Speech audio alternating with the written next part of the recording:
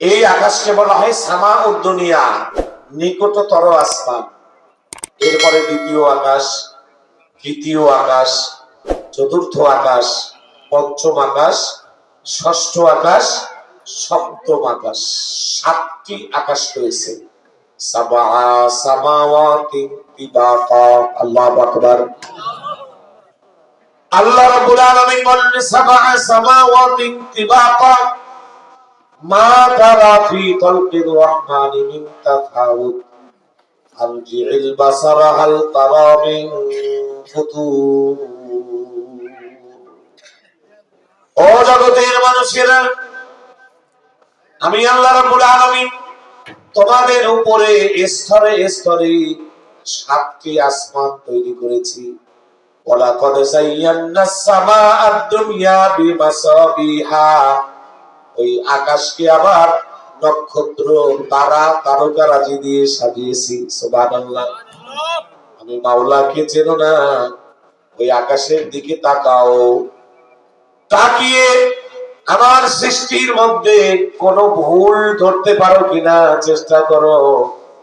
ফারজি'ল বাসারা কাররাতাইনি ইয়ানকালিবু ইলাইকাল বাসারু খাসিআও ওয়া হুয়া হাসীব। বারবার তাকাও, আবার তাকাও। ফারজি'ল বাসারা কাররাতাইনি ইয়ানকালিবু ইলাইকাল বাসারু। তোমার দৃষ্টি তাকিয়ে তাকিয়ে ব্যথা হয়ে যাবে, ব্যর্থ হয়ে যাবে। এরপর নিজের দৃষ্টি নিজের কাছে ফিরে আসবে। আমি মাওলার কোন সৃষ্টির মধ্যে তুমি চির দেখতে পাবে না।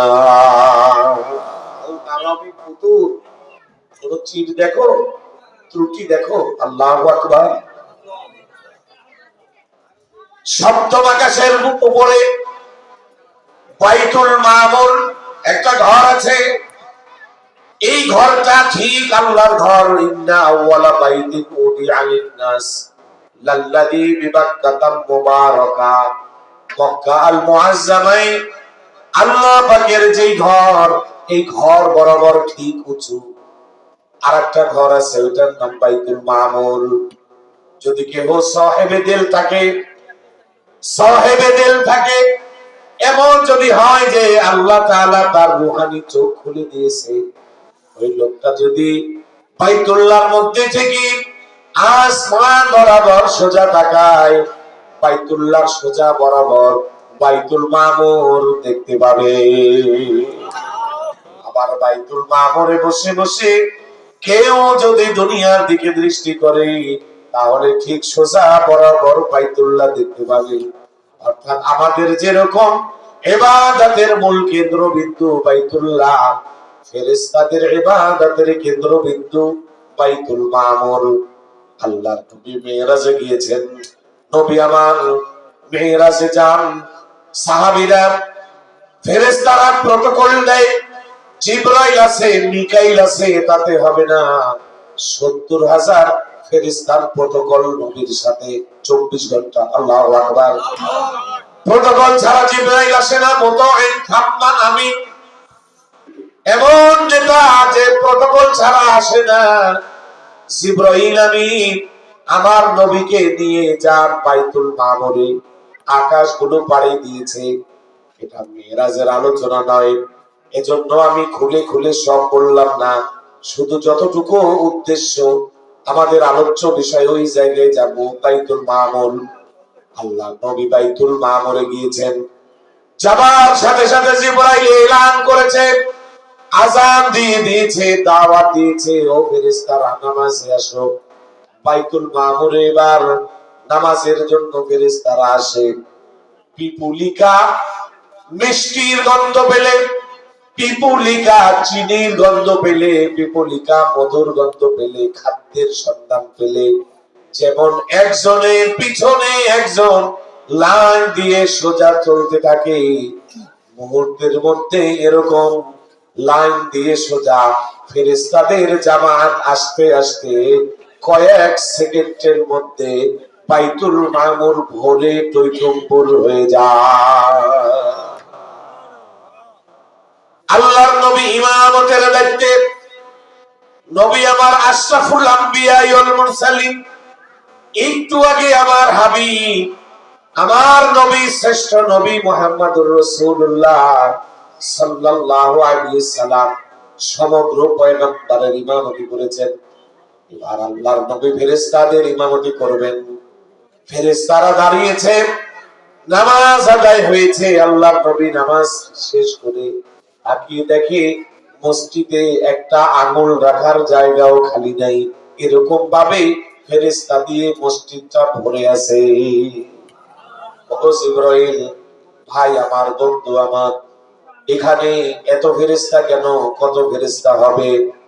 জিবরাইল আমিন বলে, ইয়া রাসূলুল্লাহ, ইয়া হাবিবাল্লাহ, এখানে একসাথে আপনার পিছনে মাত্র 70,000 ফেরেশতা জামাতে নামাজ শেষ করলো।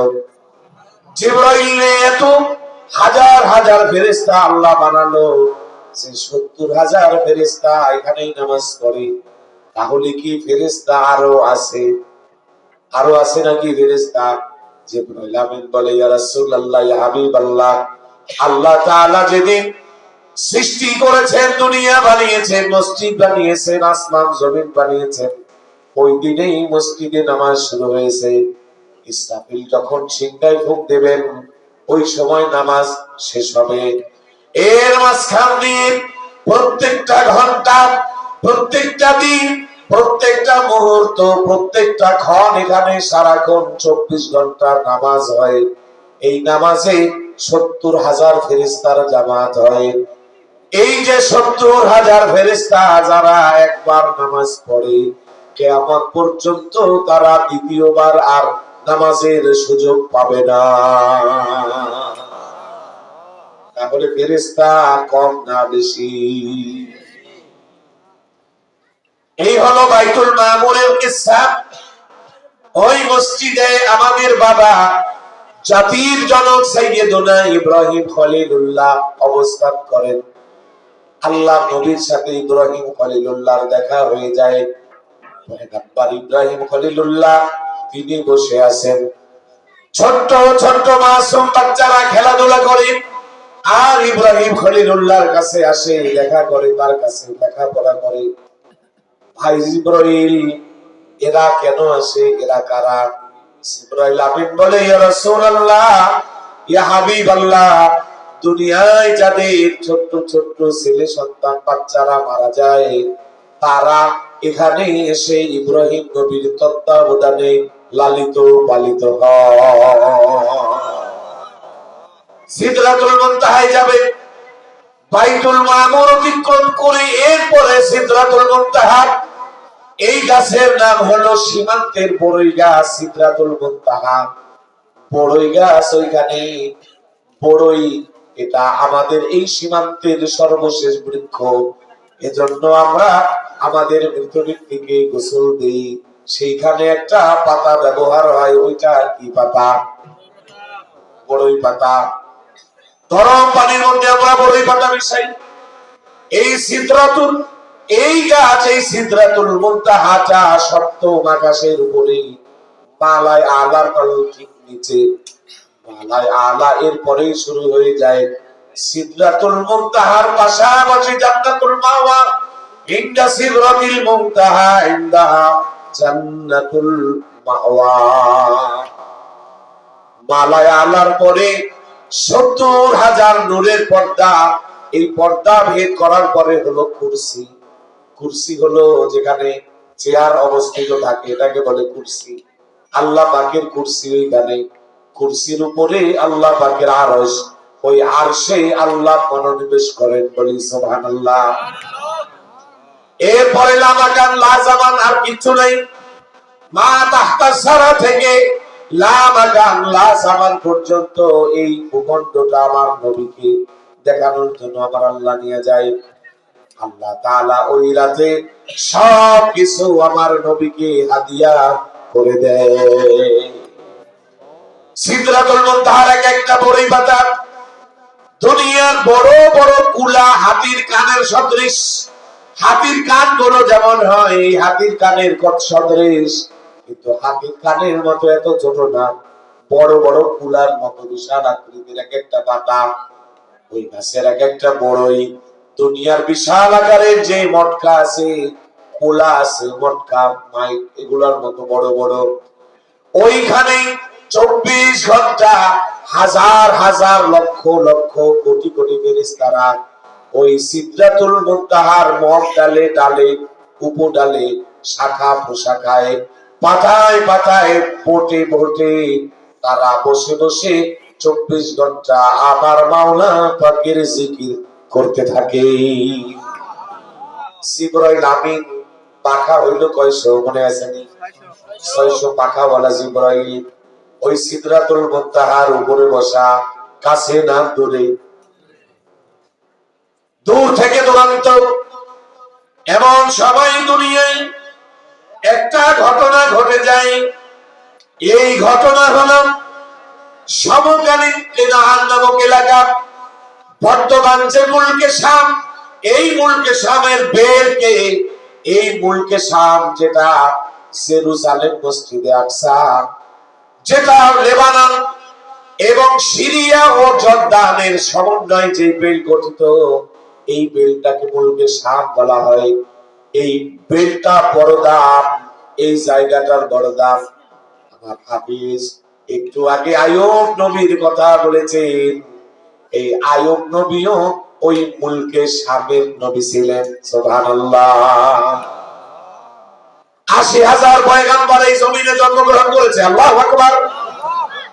এই জমিনে জন্মগ্রহণ করে নবীরা বিভিন্ন দিকে দাওয়াতের কাজে ছড়িয়ে গেছে। গেলে কি হবে, 34,000 পয়গম্বর এই জমিনে মৃত্যুবরণ করেছেন, ইন্তেকাল করেছেন। এই 34,000 ফেরেশতা, 34,000 পয়গম্বরের কবর মুলকে শামের মধ্যে অবস্থিত। আল্লাহু আকবার।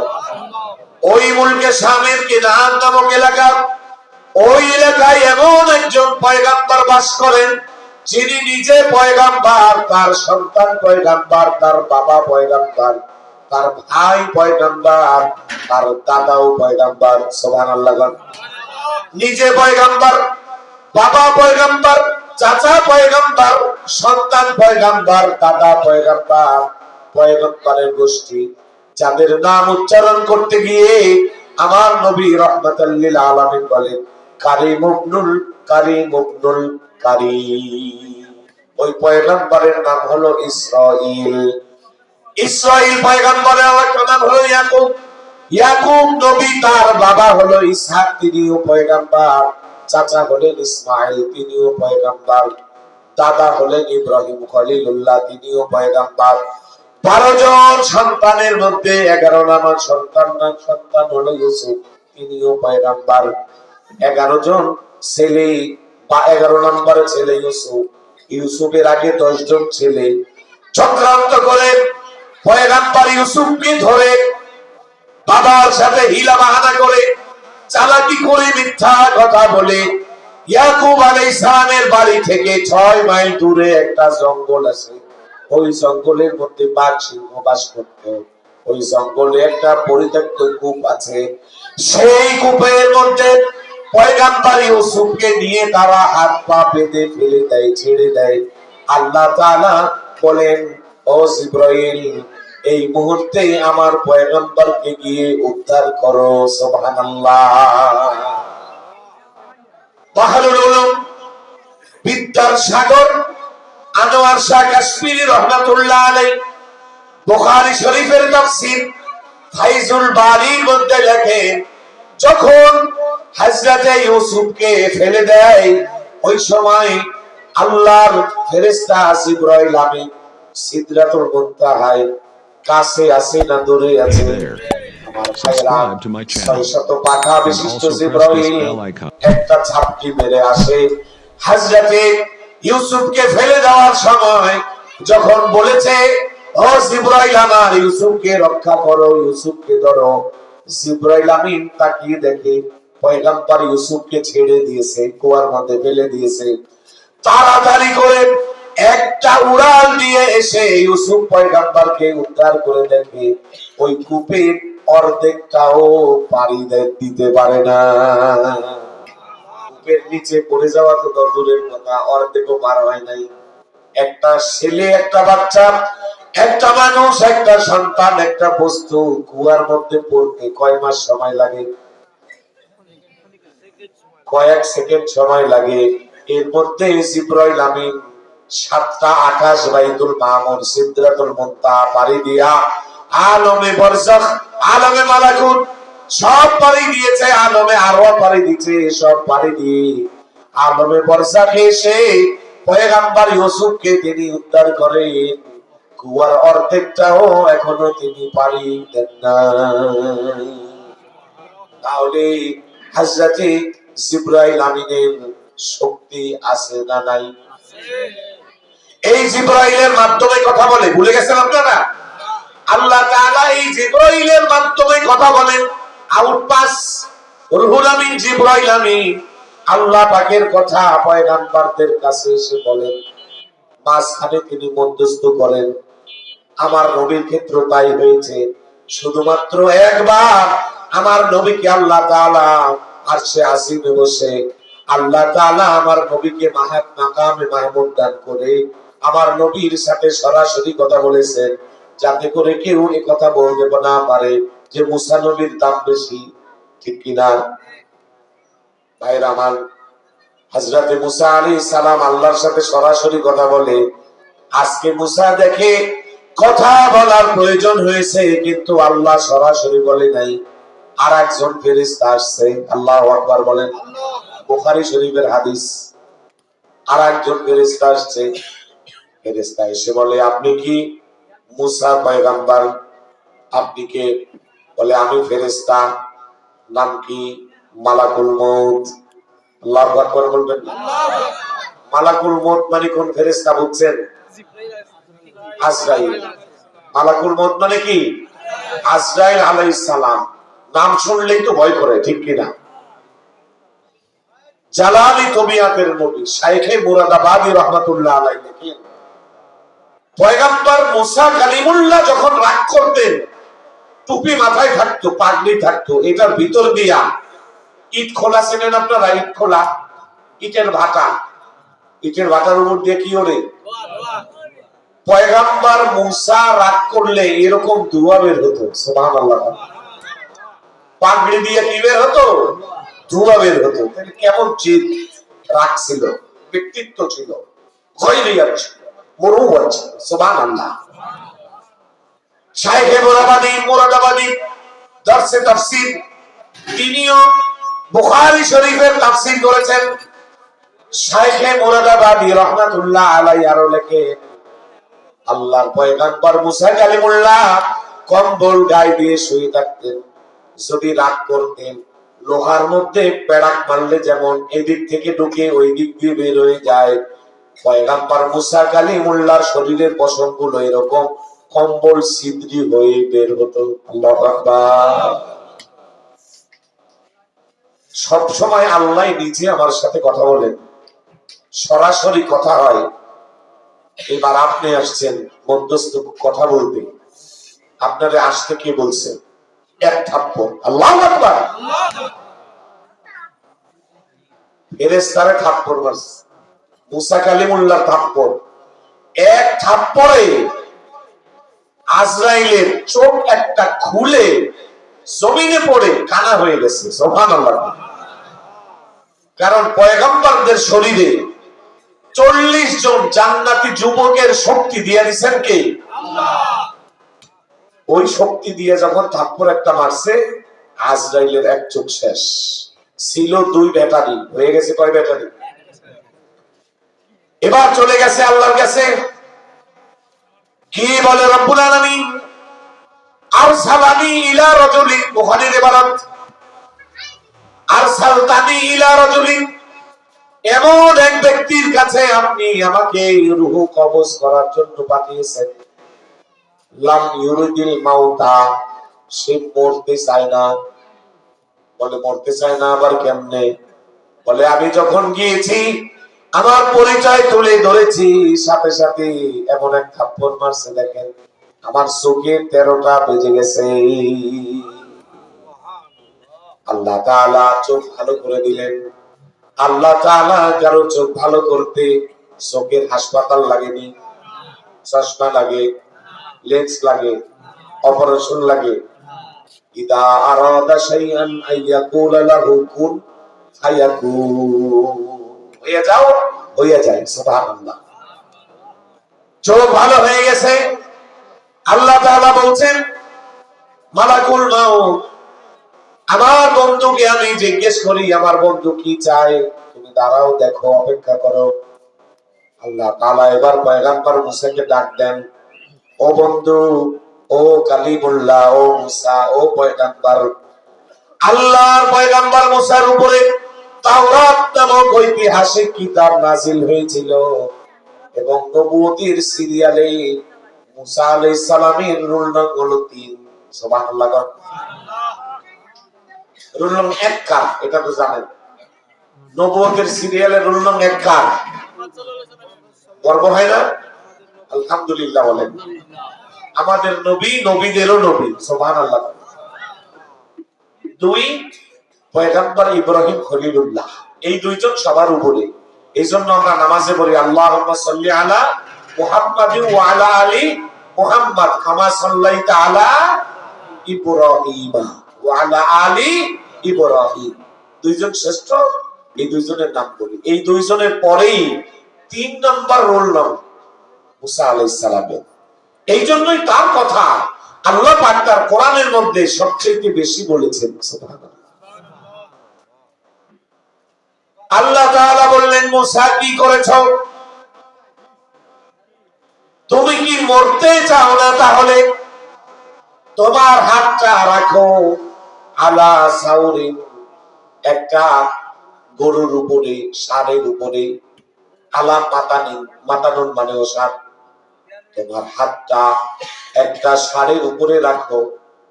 রাখার পরে ওই হাতের নিচে যতগুলো পশম পড়ে, ষাঁড়ের গায়ে পশম আসেনি, যতগুলো পশম পড়ে ওই পরিমাণ হায়াত তোমাকে আমি বাড়িয়ে দেব। যেহেতু তুমি মরতে চাও না, ওই পরিমাণ হায়াত তোমাকে বাড়াইয়া দিলাম। এবার পয়গম্বর মুসা বলেন, রব্বুল আলামিন, এরপরে আমাকে কি করতে হবে? আল্লাহ তাআলা বলেন, এরপর তোমাকে মরতে হবে।